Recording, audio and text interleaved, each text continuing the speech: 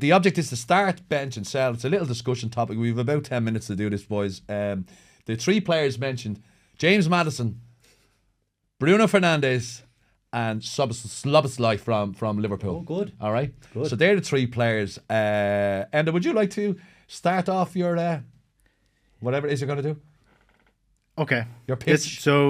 This is basically the idea around, like date, marry, or dump or whatever, right? So in this scenario, we're talking about a good team, so we're surrounded by good players, I think. Okay. I think that's fair to say. Like, you're not picking these for... So you're not putting either of these players into the United team and hoping... You're talking about Bruno when he plays for Portugal. Yeah, you're talking about Bruno. So you're saying these 3 are in the team, we have to...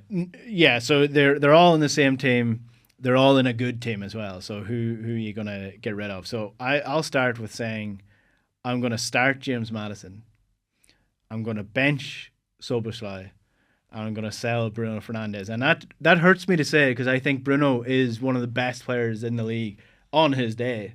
But James Maddison, for example, we were talking about, I mentioned earlier, Bruno Fernandes, like he's playing in a bad team. I'd like to see him playing in a good team. James Maddison was playing for a relegated side last season, and he was second to the most amount of goals or assists in the league in terms of creativity, just behind Kevin De Bruyne in a team that got relegated. Good stat, and I'm glad. I've been blue in the face saying about Maddison. And I think he's criminally underrated. I called him world class a couple of weeks ago and somebody had a go at me online, but that's just online. I think he's a world class player who starts because of his work rate, because of creativity, his set pieces, and then Szoboszlai, I'd keep him because he's just a very good looking player in many different ways. So that would be my choices. Great footballer and very devilishly handsome. Bit like yourself, Al. Thanks, Eric. The best looking player I ever played against. Have a guess. I'm going to say Tony Sheridan. No, you played with him. Is he a League of Ireland player? No. Oh, English player. He was absolutely stunning. Yeah. When you question, he was like a film star. Yeah. I remember turning around going, "Whoa!" Yeah. Tell us, who's it? Patrick Berger. Oh yeah. Hair slick back, wow. hairband, 6'2", tanned. I was like, oh my goodness gracious, this fella's unreal. I'm gonna wear the balaclava playing against him. The comparisons, but it's like sorry, Judge, got off track here. When Bo signed that Polish centre half Novak, the amount of attention that fella got, they were like, oh my God, he's so dreamy, look at him. But can he defend?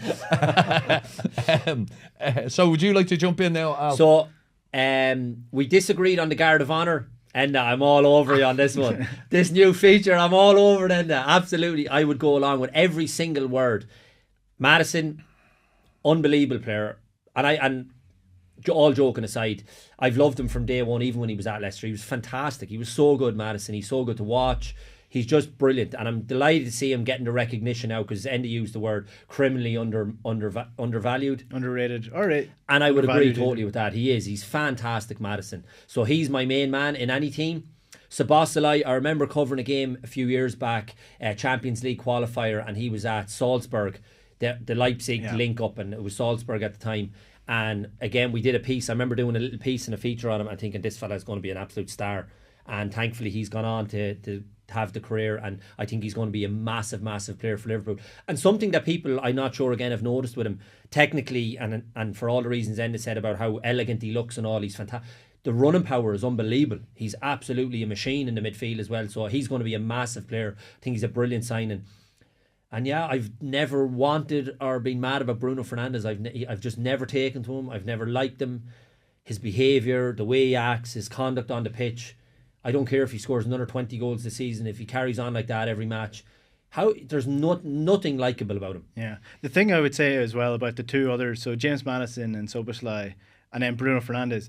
Bruno Fernandes needs a player beside him to accommodate him. In midfield, you need a controller because Bruno can't control the game. You need a defensive midfielder because Bruno doesn't do anything defensively.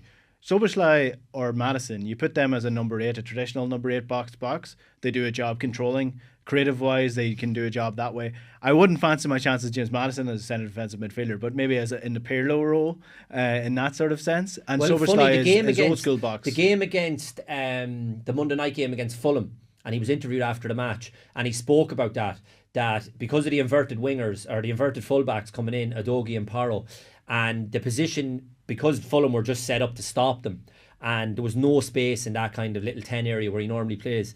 And the two fullbacks who we've seen coming in as centre midfielders, they were almost coming into that area as number 10s. And it was so condensed with so many bodies. But he was dropping back into a position, then taking it off the centre halves like a Pirlo and playing those passes. So he is capable of doing that all day long. He's so good. And it was interesting when Carragher and them were asked him, he says the manager has no problem with me doing that whatsoever when the two boys go ahead. He says once the spaces are filled that he wants filled, he doesn't care who's in the spaces.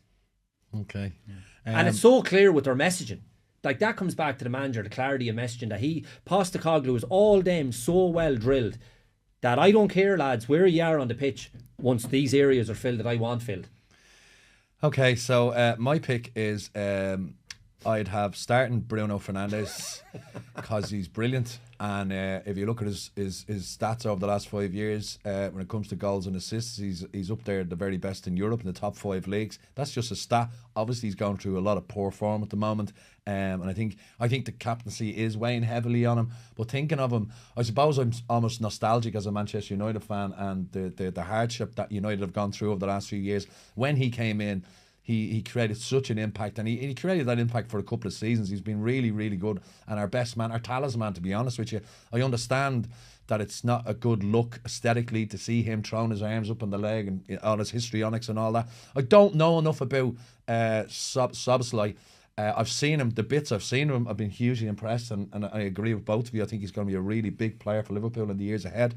But because Maddison has been probably, it's probably the top footballer in the Premier League this season. Yeah. I'd have Maddison on the bench, and all my Liverpool friends out there, I'm only putting Szoboszlai, I'm only selling them because I reckon his value will go up in future, and we'll buy him back and he'll get loads of money out of it. Okay, so that's my get out there. So I'd have Bruno at the start, Maddison on the bench, and Szoboszlai, I'd sell him. I think, to be fair to you, Eric, as well, and I know we're making a bit of a laugh and a joke, but I know you love Bruno, and you always have, to be fair, and you've always stuck up for him.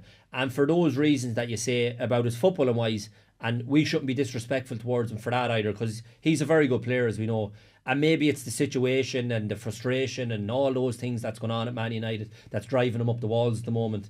So I think you're being very fair on that one with him, and you always have been.